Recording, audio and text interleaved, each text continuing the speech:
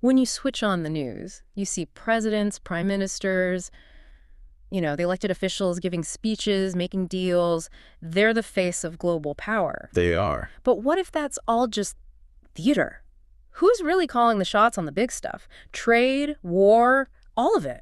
That is the exact question that this stack of sources we went through is trying to answer. Yeah. And they make a really provocative claim. Which is? That the fundamental decisions are driven by what they call invisible interests. Okay. We're talking about a tiny fraction of the world's population, less than 0.01%, they claim, who actually understand the real rules of the game. And they're the ones in control. So our mission today is to pull back the curtain on that. The sources are pretty clear. The real controllers aren't the people with the titles. No, not at all. They identify this nexus of massive generational wealth. Think dynasties, powerful central banks, intelligence agencies, defense contractors, and the corporations that tie it all together. And what makes them different is they don't need votes. Exactly. They operate in silence. They don't need a popular mandate because they control the architecture within which the votes happen. And for you, listening, the key is understanding the tools they use. The 5 levers. The 5 distinct levers they use to maintain that control, to keep the world predictable and, well, profitable. Okay, so let's unpack this framework. Let's start with the big one, lever 1, controlling capital. Right, money. It's presented as the foundational lever. Not just that rich people are powerful, that's obvious. Sure. It's that controlling capital means you control opportunity. You control debt, infrastructure. You basically get to write the script for almost any government on the planet. So where are the pressure points then, according to the material? They point to the usual places, Wall Street, London's financial district, but they put a huge emphasis on central banks and what they call shadow financial networks. Shadow financial networks, that's a huge term. They can't just leave that hanging. What does that even mean? Are we talking hedge funds? Exactly. Yeah. It's less about public markets and more about offshore finance, private equity, things that operate outside of normal regulatory view. Okay. Think of it as a rapid response fund for the elite. It can create a currency crisis overnight in a country that steps out of line. That makes it feel much more active, not just passive wealth. And this is where institutions like the IMF and the World Bank fit in, right? Yes. The argument in the sources is that they exist primarily not to help nations develop, but to enforce the rules. To enforce the rules written by the elite.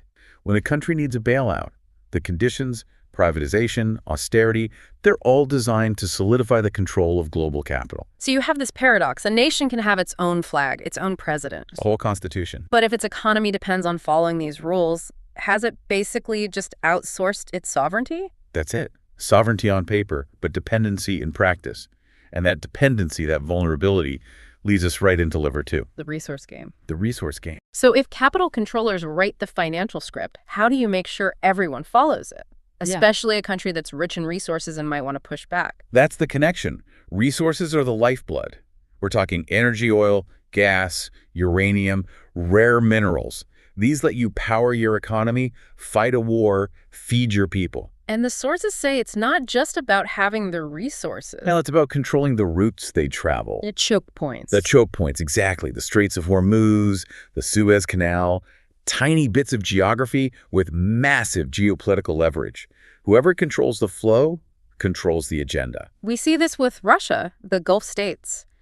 Their wealth from energy gives them direct leverage over other countries. They can use it like a diplomatic hammer. Oh. Or a reward. It's that dependency trap again. But this time it's physical, not just financial. If you don't have energy independence, you're at the mercy of the supplier. Doesn't matter how strong your army is if you can't fuel your tanks. Yeah. You can't really deviate from the script if the lights are going to go out. But, just relying on money and energy can create pushback, which brings us to lever 3. Narratives and information. This is where control moves from the material world, the money, the oil, to the psychological. If you control what people believe, you stop them from even questioning the system. Correct. Lever 3 is media and information. The sources argue this is essential because controlling what people see and hear shapes what they consider, normal, what's acceptable. And the sources point to international media conglomerates as the key players here. They frame the narratives, decide what's headline news, and maybe more importantly, what gets buried. The material is pretty blunt. It says narratives are spun to get citizens to fight phantom enemies, or to cheer on interventions that just happen to benefit the defense industry. Okay, I get the logic, but it seems a bit simplistic to say every crisis is prepackaged. What evidence do the sources actually give for a claim like that? They focus on the speed of deployment. A speed. Yeah. The claim is that within hours of a major event, a market crash, a geopolitical shock, the acceptable narrative is already set, globally.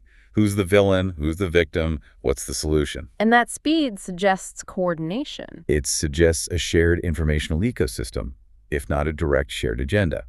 The goal is to make sure the public reaction always serves those deeper strategic interests. In that strategic framing, well, it leads perfectly into its partner, lever 4, military-industrial power. Because if the narrative doesn't work... Force is always waiting in the wings. Right. This is where the system literally defends itself. And what's fascinating is the relationship the sources draw between conflict and profit. They claim wars are frequently manufactured. Wait, manufactured? That's a massive claim. They can't mean every single conflict is just invented. They define manufactured a bit differently. It's not always starting a war from scratch. It's about prolonging one, escalating it, setting the conditions for conflict through arms deals, proxy forces. The goal isn't victory. The goal, they argue, is sustainable conflict, something that maximizes the use of expensive weapons and keeps nations locked into a dependency. A dependency on the technology, the parts, the advisors. Exactly. You create these long-term economic relationships built on military hardware. So even a sovereign state has to, in a way, get approval from the global power structure before it does anything major. It's controlled through perpetual debt and dependence. Okay, so now we're getting into the really hidden stuff. Lever 5 sounds like it's straight out of a spy novel. Intelligence and covert ops. It does. And the sources spend a lot of time on it. They argue this is the game played entirely beneath the surface. Secret deals, cyber attacks on infrastructure, financial sabotage, all designed to destabilize governments that don't cooperate. The thing that jumped out at me from the material was that this isn't just reactive, it's not just spying, it's proactive, it dictates policy. Yes. They stress that entire policy decisions, trade pacts, diplomatic breaks, can be dictated by intelligence priorities that are never, ever made public. So the public only sees the narrative. The public only sees lever 3. They don't see the messy reality of how the game is actually being managed behind the scenes. Intelligence is the architect and the cleaner. And then, layer over all 5 of these levers, there's the final piece, the architect of control. They call it legacy power. This is the invisible hand, the power that survives everything. Regime changes, market crashes. We're talking about deeply entrenched dynasties, families, networks that operate across centuries. They aren't constrained by election cycles. Not at all. They survive because they are the structure, not the government of the day. They ensure that the institutions that manage the other 5 levers, the big banks, the media giants, the key corporations, are always guided by their long-term interests. But how does that work in practice? It's one thing to say dynasties are powerful, but what's the mechanism? Well, the sources say they operate by controlling institutions that seem non-political but are actually fundamental. Think about major university endowments, which shape future experts, or the think tanks that write the policy papers that governments end up adopting. Okay, I see. By controlling the board seats, the funding, the appointments in those places, they steer policy, culture, and finance in their direction, no matter who is publicly in charge. That makes sense. It synthesizes it. So if we pull back to the big picture, how do they actually enforce all this? It's one thing to have the levers, but how do you get 200 nations to play by the rules? Through alliances. But viewed through this lens, groups like NATO, the G7, AUKUS, even BRICS, they aren't just clubs for cooperation. They're enforcement tools. They are tools to enforce the global rules and to isolate anyone who threatens the system. Let's unpack those. Why do the sources single out AUKUS and BRICS specifically? AUKUS, for example, is presented as a way to enforce military and tech alignment in key regions, making sure spending and strategy line up with the interests of the big defense contractors. Right. BRICS, on the other hand, is seen as a framework for certain nations to consolidate resource control, that's lever 2, and maybe challenge the dominance of Western capital, which is lever 1. Either way, it's about enforcing a structure. So your place in these clubs isn't about shared values or democracy. It's about your alignment with the interests of the controllers. Predictability. Profitability. That's the core thesis of the sources. If a country steps out of line, nationalizes a key industry, pivots its financial system, it faces the consequences. sanctions, capital flight, Or worse. or, in extreme cases, coups and proxy wars, all using the tools of Lever 5. So this brings us to the hard truth for the listener, the so what of it all.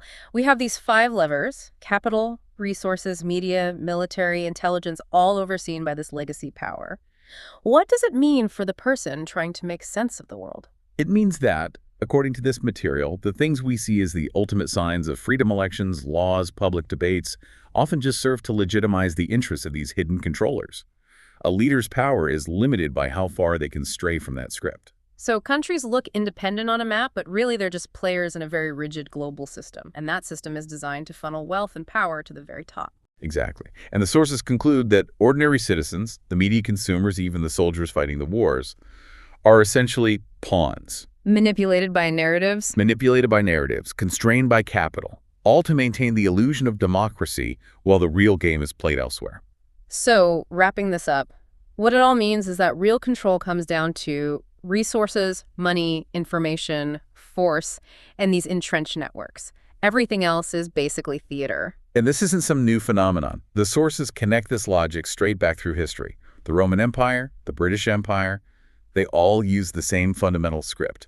Control resources, control money, control the story, and back it up with force. It's a recurring architecture of power. It's a pretty sobering lens to view the world through. If you really want to understand geopolitics, the key is to look past the stage and ask who's pulling the strings, how they're pulling them, and why we so rarely notice. It's a structure designed to be self-healing, to survive crashes and revolutions by making sure the dynastic power at its core is never really touched. And that leads to our final provocative thought for you to chew on. If these dynastic networks, this legacy power, can survive almost anything by controlling the institutions of these 5 levers, what does the source material suggest is the single greatest vulnerability that could disrupt this entrenched generational control? Think about the one mechanism that, if broken, would cause the entire framework to temporarily fracture and force the invisible hand to show itself.